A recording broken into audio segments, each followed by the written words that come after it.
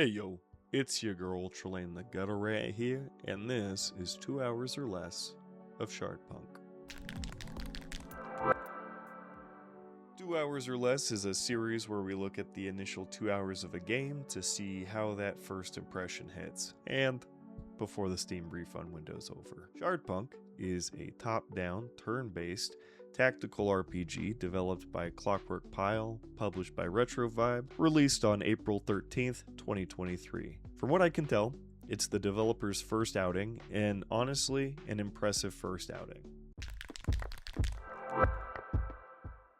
Shardpunk is a little bit of XCOM and a little bit of Dungeon of the Endless, a tactical RPG shooter with unique characters, guns, and abilities. In many ways, Shardpunk is your standard shooting tactics game. An action point system for moving and shooting, overwatch abilities for when enemies pop out of cover, popping in and out of cover yourself. If you've played XCOM or really any Western tactics game, you know the drill. I love tactical RPGs and Shardpunk does the genre well.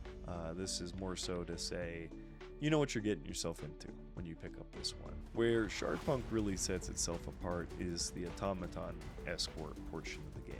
This is why I said earlier it's got a bit of Dungeon of the Endless in its DNA. It's both a unit you control, and protecting it is the primary objective of the game. It can unlock supply crates your other units can't, has aura effects for buffing other units, can be upgraded at power stations on the map, and unlocks the door at the end of each stage. It turns the game into an elaborate escort mission going from A to B on the map, protecting the automaton along the way as enemies pour in from various points on the map. It takes the tactical RPG genre and does something new and fun with it. After completing a mission, you can level up your characters, automaton, and purchase team-wide upgrades. Stress will accumulate in missions, which leads to characters developing a negative quirk similar to Darkest Dungeon. Before a new mission, characters have a camp segment where they can do various tasks like crafting and upgrading gear, healing and de-stressing. After camping, you'll pick where along the map you go to next, and different destinations have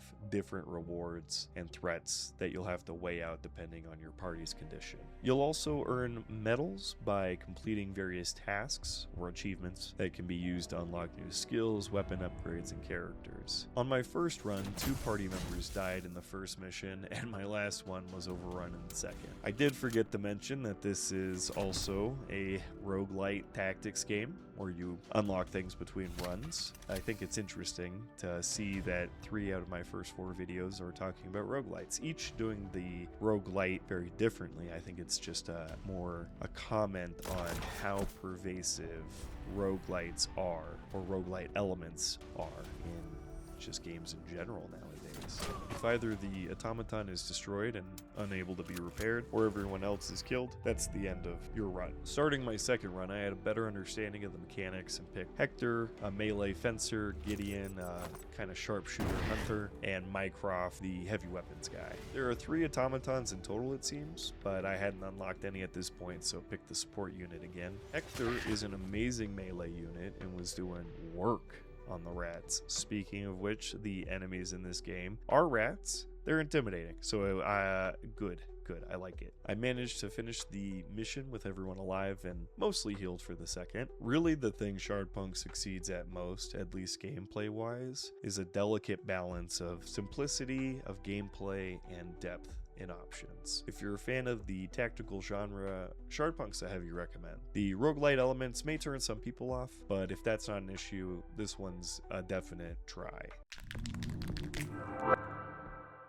Shardpunk has vermin enemies. I love that. Legally distinct Skaven, rat folk, what have you, are great enemies. They often do not convey a real threat on their own, much like zombies, though their numbers are the real threat. And in this, they just keep coming from everywhere on the map. The enemies have a lot of variety too, and show what their archetype is pretty distinctly with their sprite art. The character sprites for both human and vermin convey a lot of character. I'm always impressed at how distinct a character can look at low resolution, and I think Shardpunk nails this. The environments are grim and dark with bodies strewn across the floor. The UI is solid and clearly communicates its options to the player. Overall, simple, grim, and effective sprite work makes this game a visual success.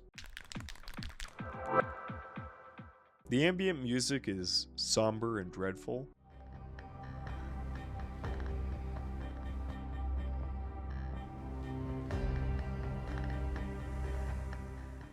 A hint of hope sneaking in. The battle music conveys the threat of the vermin horde chasing you down.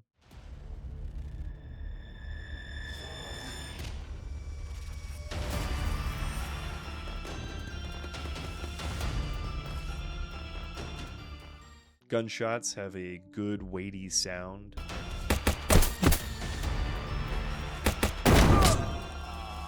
The vermin growls, grunts, and squeals. All work in tandem to show their threat, persistence, and defeat. I really like the sound of Mycroft's mechanical suit as he walks around. That's good noise.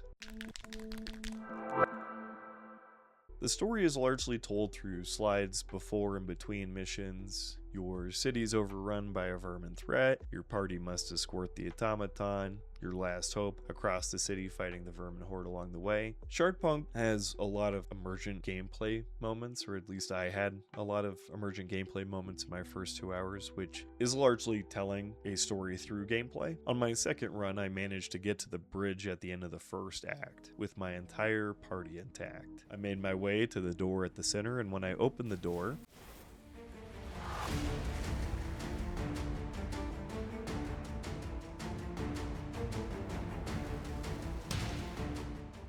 yeah, I had to go back across the bridge to be able to unlock the door at the center. That's okay. The party was still healthy, fighting off the vermin effectively. I sent Hector, my most effective party member, to unlock the mechanism to get the door open. Rushing past a group of enemies, he managed to unlock the door.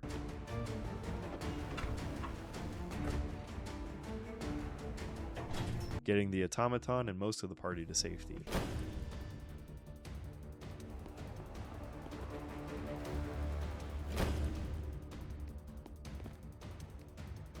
Mycroft stayed back to cover for Hector. Enemies kept pouring in. Hector, now poisoned, started running back to the door as Mycroft blasted enemies coming in from the right. They surrounded Mycroft.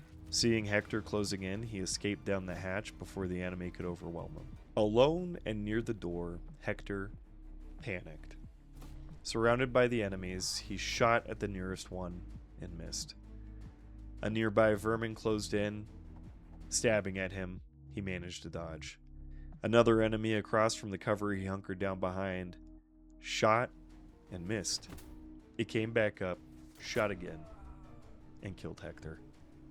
My best unit this run sacrificed himself, getting everyone else to safety, and died alone on the bridge surrounded by enemies. This is the type of emergent gameplay I love. I didn't know the door wasn't going to work. My best unit managed to unlock it and get everyone to safety. He was so close to making it himself, but the stress got to him, and he died alone on the bridge. The story itself is interesting enough, but this was unique to my run. I love this so much. So good. After that, I turned off the game and took a break. It was tough to go on without my best unit, and my 2 hours were up anyways. See, this is the kind of thing that makes gaming unique. Action and reaction and all the consequences that happen in between. And the stories that come out of that. It's unique. Shardpunk is a great tactical RPG. It pulls in elements from other games into a succinct, well-crafted package. I don't know if the roguelite elements are entirely necessary for a game like this, but if you like those, or can at least look past them, this is a definite recommend. I give Shardpunk a swarm of rats out of a panicked fencer. Until next time, peace. Hey yo, Editing Ultra Lame here. Thanks for watching the video. I managed to squeak this one in, pun intended there, just in time. I wasn't sure if I was gonna get this one done in time. I wanted to do the first couple of videos, one a day, for the first few days, and I'm tired. from editing and all of that, but I feel accomplished. I managed to do it, so I'm gonna go sleep. I'm very tired. But thank you for watching, and for real this time. Until next time, peace.